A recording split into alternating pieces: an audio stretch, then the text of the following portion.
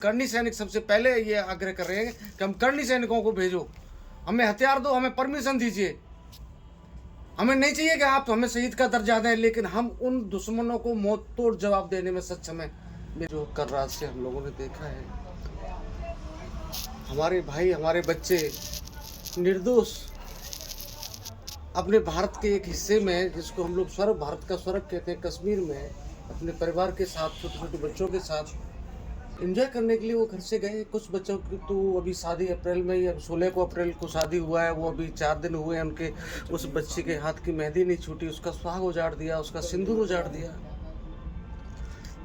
मैं सिर्फ इतना कह सकता हूँ, भारत सरकार से अपील करूँगा।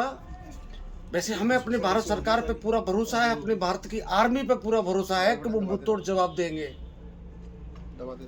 लेकिन मेरी जो पीड़ा है वो पीड़ा ये है, मैं अपील करना चाह रहा हूँ भारत सरकार से कि वो हम करनी सैनिकों को हथियार मुहैया कराएं, वो विधिवत हमें संवैधानिक हमें परमिशन दें।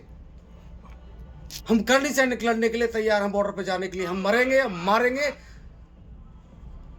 दिल, हम लोगों का दिल इस समय इतना दर्द से पीड़ित है, हमारा हाल पूरा हाल बेहाल हो रहा है। मैं पुनः अपील करूंगा भारत सरकार से कि कोई ऐसा प्रावधान निकाले, कोई ऐसा कानून बनाए कि जब हम स्वयं, जैसे इजराइल में, इजराइल मॉडल में, जैसे वहाँ हर वहाँ का इजरायली सैनिक होता है, उसी तरह मेरे भारत का हर व्यक्ति एक सैनिक की तरह भूमिका निभाए। और हम करनी सैनिक सबसे पहले ये आग्रह कर रहे हैं कि हम करनी सैनिकों को भेजो, हमें हथियार दो, हमें परमिशन दीजिए। हमें नहीं चाहिए कि आप हमें शहीद का दर्जा दें, लेकिन हम उन दुश्मनों को मौत तोड़ जवाब देने में सक्षम है। मेरे देश की भारतीय करनी सेना, मेरे देश के सभी करनी सैनिक आपसे पुनः अपील कर रहे हैं, हमें कम से कम हथियार मुहैया कराएं। हम खुद बॉर्डर पर जाके हम बदला लेंगे अपने भाइयों की मौत का।